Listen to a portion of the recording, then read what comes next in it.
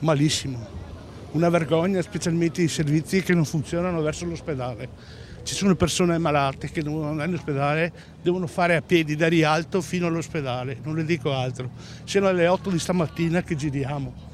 C'è chi è esasperato, chi semplicemente rassegnato, uomini e volti di un'ordinaria giornata di sciopero che a Venezia più che altrove ha registrato punte di caos con lunghe code sul Ponte della Libertà sia verso il Tronchetto che per i parcheggi, e c'è anche chi tra i residenti non rinuncia a dare una mano ai turisti disorientati. Diciamo che do una mano a tutti quanti, poveretti come me, anche a me devo andare a Mestre, ma mi rimango qua anche a me, però sono prospetto a dare una mano sia a turisti che italiani, ecco.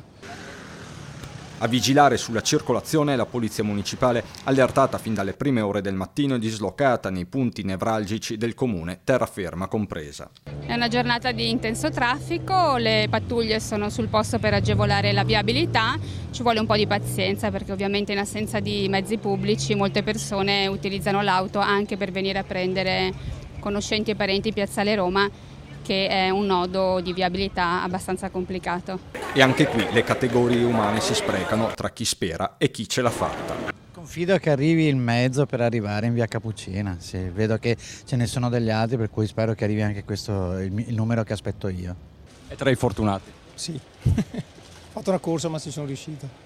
Ce l'abbiamo fatta? Anche stamattina ce l'abbiamo fatta. Bisogna farcela sempre da 30 anni ormai, tra scioperi e menate varie.